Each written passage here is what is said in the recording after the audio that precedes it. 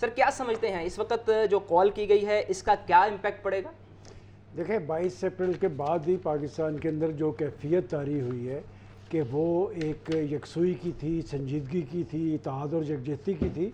اور پاکستانی قوم ہر مشکل مرحلے پہ اپنی فوج کے پیچھے کھڑی ہوتی ہے۔ اور ہماری سیاسی تاریخ بھی یہ ہے کہ جب بھی کوئی مشکل صورتحال آتی ہے تو پاکستان کی پولیٹیکل لیڈرشپ پاکستان کے اندر اتحاد اور یکجہتی کے حوالے سے اپنا رول ادا کرتی ہے۔ میں سمجھتا ہوں کہ پرائم منسٹر شہباز شریف نے سیاسی محاذ پر ایک بڑی پیش رفت کی ہے۔ آج کا دن پاکستان کی سیاسی تاریخ کا ایک روشن دن کہلائے گا کہ ایک طرف بھارت جیسے مکار اور یار دشمن کو دن میں تارے دکھائے گئے، اور دوسری طرف پاکستان کے پرائم منسٹر نے اپنے سیاسی مخالف پی ٹی آئی کے چیئرمین کو بھی فون کیا، اور بڑی اچھی بات ہے کہ انہوں نے بھی جواب میں کہا کہ اس صورتحال کے اندر ہم اپنی فوج کی پشت پہ کھڑے ہیں۔ اور دنیا کی سیاسی تاریخ میں جب قومیں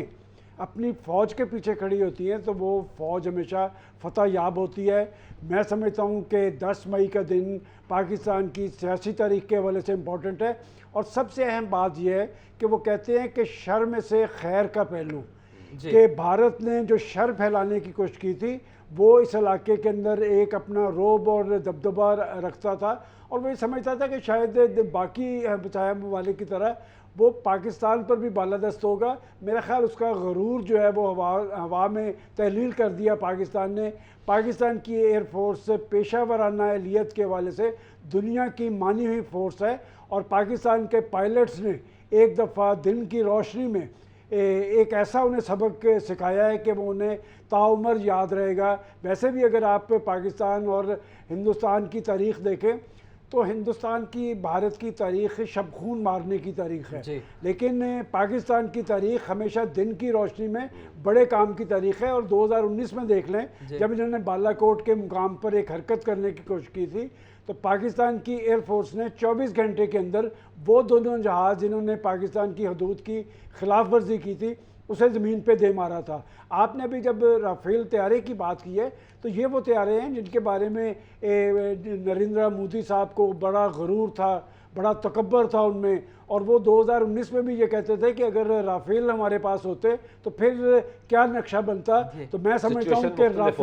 رافیل کو جس طرح پاکستان کی ایئر فورس نے زمین پہ دے مارا ہے، دراصل ان کا غرور اور تکبر جو ہے وہ فنا کیا ہے، اور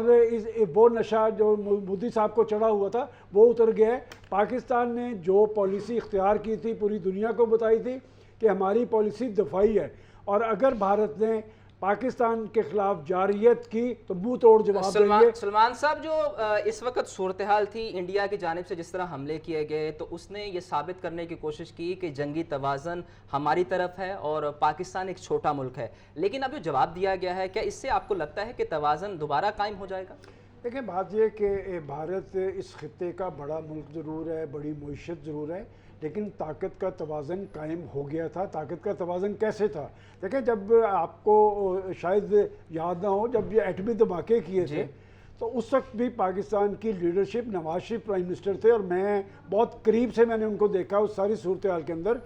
کہ وہ خاموش رہتے تھے، انہوں نے پریشر لیا تھا، اور مجھے یاد پڑتا ہے کہ انہوں نے یہ بھی کہا تھا کہ میں جوابی دھماکوں کے حوالے سے یا جوابی حکمت عملی کے حوالے سے لوگوں سے مشاورت کروں گا۔ انہوں نے ٹیلی فون کالز کا سلسلہ شروع کیا تھا۔ میں اس وقت نوائے وقت کا چیف رپورٹر تھا۔ جب مجھے کال آئی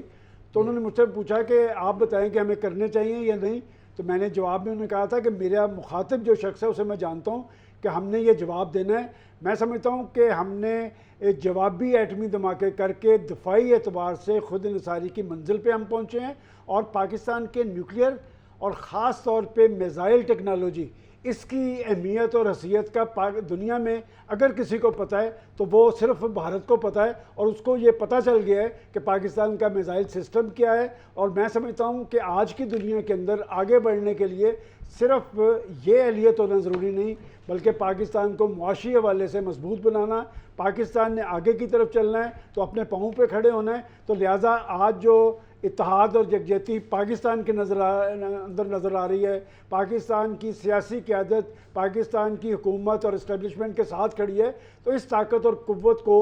بروئے کار لانا ہے، ہمیں معاشی محاذ پہ اصلاحات کر کے اقدامات کر کے، اور ہمیں ایک بڑی طاقت بننا ہے۔ ہمیں معاشی طاقت بننا ہے تو معاشی طاقت کے لیے اس اتحاد اور یکجہتی کو بروئے کار لانا چاہیے.